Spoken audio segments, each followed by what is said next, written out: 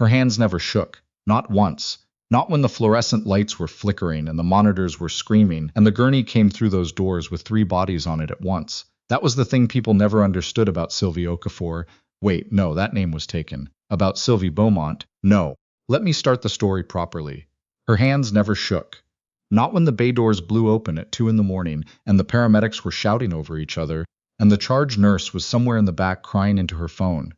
Nurse Colette Renard had learned to go still when everything else went loud. That was something nobody at Northgate General had ever figured out about her, even after 4 years. They just saw a woman who moved fast and spoke quietly, and never seemed rattled. They didn't ask why. In a hospital, you don't ask why about the people who function well under pressure. You just put them in the hardest bays and assume the skill is God-given. It wasn't God-given, it was Kandahar. It was a forward operating base with no roof and a medical kit with 3 pressure bandages and a tourniquet made partly from a bootlace. It was learning to be calm because calm was the only currency that bought time, and time was the only thing standing between someone and a body bag. But Northgate General didn't know any of that. As far as Dr. Alistair Kemp was concerned, as far as the whole hospital was concerned, Colette Renard was a competent ER nurse from Sudbury who'd done her training at Laurentian and kept her head down and never caused problems until she did. The first incident report she filed was in November. A patient named Gerald Toth, 63 years old, came in with chest pain that 3 different staff members had written off as anxiety. Colette had looked at the man for 45 seconds and then gone directly to the medication cart because she knew what a lateral MI looked like when no one was paying attention. She stabilized him. She filed the incident report detailing how the triage protocol had been skipped. The report went to Dr. Kemp. Dr. Kemp had a meeting with her that lasted 8 minutes, during which he used the words process, collegiality, and optics a combined total of 11 times. Nothing changed. The second incident report was in January, a surgical supply discrepancy. Fentanyl logged out in quantities that didn't match patient charts. She cross-referenced 3 weeks of records and found a pattern that was either catastrophically sloppy record-keeping or something worse. She went to the pharmacy coordinator first, a quiet woman named Darlene, who looked at the spreadsheet Colette had put together, and then looked at Colette and said, very carefully, "I'd think hard about who you're going to show that to." Colette showed it to the clinical director. The clinical director was a man named Warren Tabot, who had an office on the 4th floor and a photograph on his desk of himself shaking hands with the provincial health minister. He listened to Colette for 6 minutes. He thanked her for her diligence. He said he would look into it. 3 days later, someone accessed the supply logs and re-entered the discrepant records with corrected figures. There was no audit, there was no investigation. The numbers just quietly became clean. She filed a 3rd report, and a 4th. By February, she had a meeting with HR that she hadn't requested. The woman across the table from her was named Paula Weiss, and she had the specific kind of expression that HR professionals develop after years of delivering news that everyone in the room already knows is coming. She spoke about performance concerns. She spoke about interpersonal friction. She used the phrase "not a good fit for our current team environment" twice, and both times Colette felt something cold move through her chest. Not fear exactly, more like recognition. This is how they do it, she thought, not with a shouting match, with paperwork. She was suspended pending review on a Thursday afternoon in late February. She drove home through an ice storm, the kind that comes off Georgian Bay and makes every street in Sudbury look like a photograph from some other quieter century. She sat in her car in the driveway for a while, not crying, just sitting. Her phone buzzed. It was her sister Marguerite, who lived in Timmins and had 2 kids and worked at a credit union, and had no idea that her older sister had once, in the course of a single afternoon in a forward operating base outside Kandahar, performed emergency chest decompression on 4 soldiers using a chest seal and a prayer and the kind of focus that doesn't come from nursing school. Marguerite's text said, "Thinking of you. Heard things are rough. Call me when you can." Colette put the phone in her jacket pocket and went inside. She made tea. She sat at her kitchen table with the incident reports she'd kept personal copies of, and she went through them again, not looking for anything new, just organizing what she knew. Old habit. When the situation is chaotic, you inventory. You figure out what you have. You build the picture from the resources available. What she had: 4 incident reports, a spreadsheet showing supply discrepancies across 19 weeks, 3 emails from Darlene that stopped just short of saying anything explicit but implied everything, and the name of a private investigative journalist at the Sudbury Star who had written 2 years ago about procurement fraud in a Northern Ontario long-term care facility. What she didn't have: her job, any institutional support, or a clear answer to who exactly was benefiting from the fentanyl discrepancies and by how much. She was suspended for 2 weeks. At the end of the 2 weeks, they called her back in and terminated her. Dr. Kemp was not in the room for the termination meeting. That was deliberate, she understood. Kemp needed plausible distance. Warren Tabot was not there either. Just Paula Weiss and a man from the hospital's legal team named Bernard something, who kept his jacket buttoned the whole time. She took the bus home because her car had a crack in the windshield she hadn't gotten around to fixing. She sat near the back and looked out the window at the city passing, and thought about the first time she'd ever been responsible for keeping someone alive. She'd been 22 years old. She'd been in a vehicle that had stopped moving in a way that vehicles are not supposed to stop moving, and there had been a man beside her whose left arm was no longer viable and who was going into shock, and there had been nobody else. Just her, and her hands had gone still, the way they always did, and she had done what needed to be done. Northgate General didn't know about any of that. The hospital's HR file on Colette Renard had her degree from Laurentian, her licensing information, a notation that she'd had some international volunteer experience in her mid-20s. Nothing that would have told them who they were actually dealing with. She spent March trying to figure out what to do with what she knew. She contacted the journalist, a man named Kevin Frazier, who was careful and methodical and met her twice at a coffee shop on Elm Street and took notes in a small paper notebook with a green cover. He told her the story was real, but the evidence wasn't quite enough yet, not for print. He told her to keep building the documentation. She did.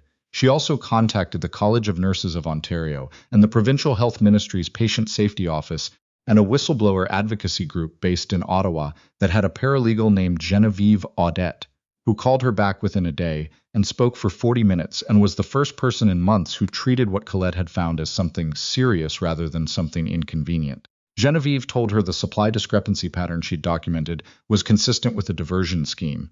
She asked if Colette had reason to believe the hospital administration was aware. Colette said she had reason to believe at least 2 people in administration had taken active steps to obscure the records. Genevieve was quiet for a moment and then said, "Okay, I want you to talk to someone." The someone turned out to be a woman named Agent Sandra Holbrook from the RCMP's healthcare fraud unit, who called Colette on a Thursday evening in early April and asked if she'd be willing to come in for a conversation. Colette said yes. The conversation lasted 3 hours. Agent Holbrook was precise and unreadable, the way investigators get when they've learned that their own reactions can contaminate a witness. She had a colleague with her, a man named Corporal Etienne Lavigne, who took notes and occasionally asked clarifying questions in the specific flat tone of someone who already knows the answer. At the end of 3 hours, Agent Holbrook thanked Colette and said they would be in touch.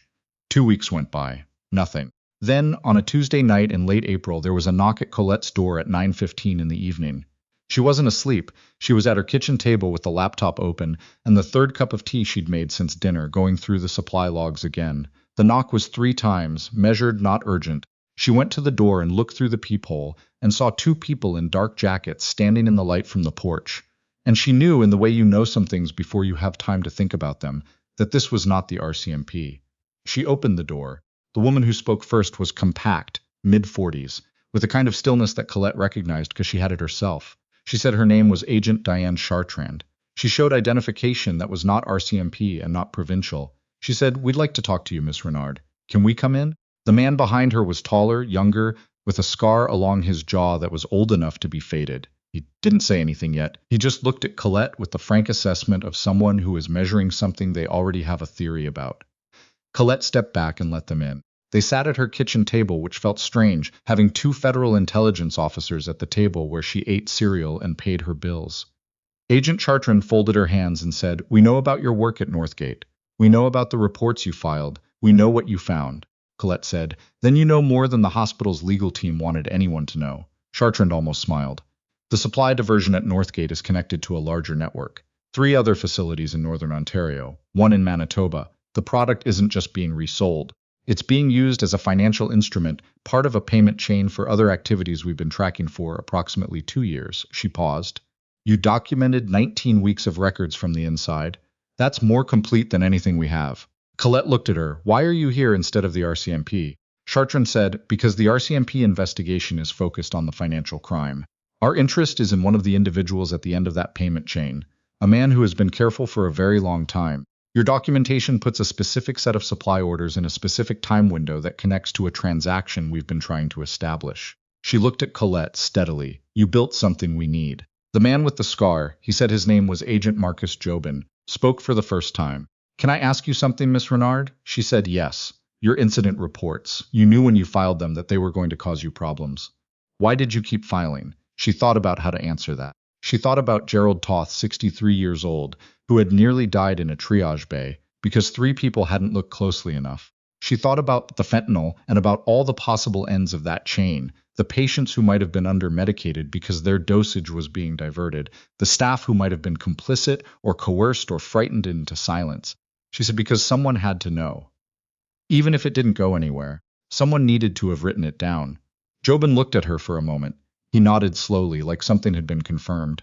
What happened next took 6 weeks, and Colette was not supposed to talk about most of it. What she could say was that she spent a significant portion of those 6 weeks in rooms, with people who asked very precise questions and who looked at her spreadsheets and her emails and her documentation with the kind of attention that no one inside Northgate General had ever given them. There were days in Ottawa. There were 2 days in a building in Toronto whose exterior was deliberately unmemorable. There were phone calls at odd hours and a secure messaging application on a replacement that Agent Chartrand had handed her in a nondescript paper bag. She learned piece by piece what she had stumbled into. The diversion scheme at Northgate had been running for 3 years. Warren Thibault was involved, as she had suspected.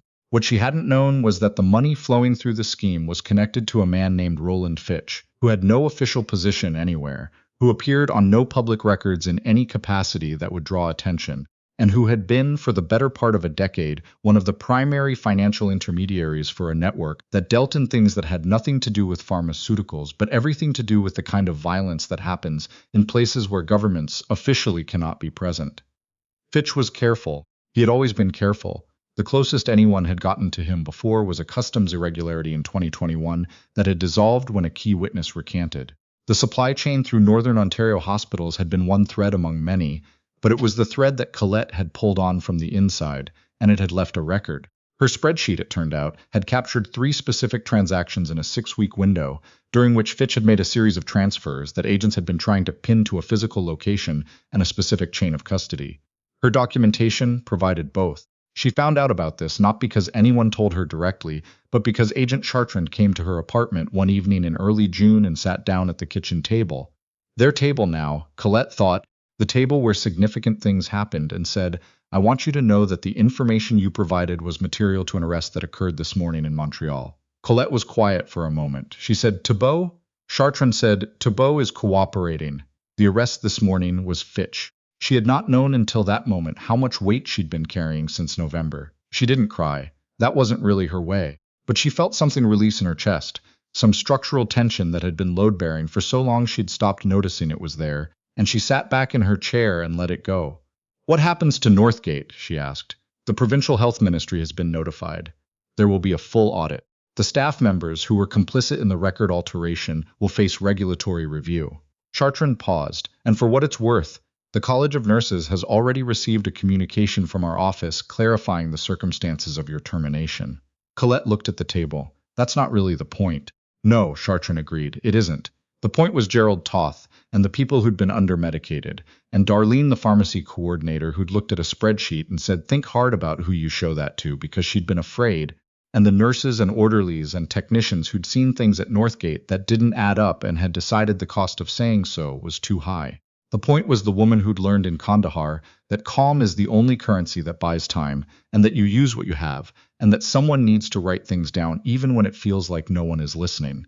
The provincial investigation into Northgate General Medical Center was announced publicly in July. Kevin Fraser at the Sudbury Star broke it first, because Colette had kept him in the loop throughout, and because he had a green notebook full of careful notes and had been patient enough to wait until the story was ready to be told. His piece ran on a Friday. By Monday, it had been picked up nationally. By the following week, there were follow-up pieces in the Globe and in 2 Quebec papers, none of the pieces named Colette Renard. That was her choice, and Agent Chartrand had respected it. There was a source described as a former Northgate employee, a nurse who had flagged the discrepancies internally before pursuing external channels. That was enough. She got a call from Marguerite in Timmins, who had read the Star piece and called to ask if Colette knew anything about this, because it was all over Facebook and people from their hometown were talking about it. Colette said yes, she knew a bit about it. Marguerite said, of course you do. You always know things in the fond, exasperated way that only a younger sister can manage, and they talked for an hour about other things, and it was the best phone call Colette had had in a long time. She did not go back to Northgate. She didn't particularly want to. She applied for a position at Health Sciences North in late July, and she was honest in her interview about the circumstances of her departure from her previous employer. And the clinical director who interviewed her, a woman named Dr. Serena Nakamura, who had the specific quality of listening that you almost never find in people with that much authority, said, "Good, we need people who file reports." She started in September. On her first shift, a man came in through the ER bay doors at 11:40 in the evening, chest pain, 61 years old, presenting in a way that the triage classification system was about to categorize as non-urgent. Colette looked at him for 30 seconds. She looked at the color of his face and the way he was holding himself and the faint sheen of perspiration on his forehead that the intake notes hadn't mentioned. She moved him to a monitored bay. She called the attendant. She was calm the way she was always calm, hands still, voice even, the particular quality of attention that doesn't announce itself because it doesn't need to. Later, the attending would say the call had probably saved the man's life. Colette would say she had just been paying attention. Both things were true. She drove home through the first snow of the season, the kind that falls soft and quiet over Sudbury and makes the city look briefly like a place where nothing difficult has ever happened. She sat in her car for a moment before going inside. Not the same as February. Not the same at all. She was someone who had written things down when no one was listening. She was someone who had stayed calm when the chaos started. She was someone who had learned a long time ago, in a place very far from here, that the work you do in the difficult moments is the truest measure of who you are. She went inside. She made tea. She sat at the kitchen table, and for the first time in almost a year, she didn't open the laptop. She just sat there in the quiet and let herself rest.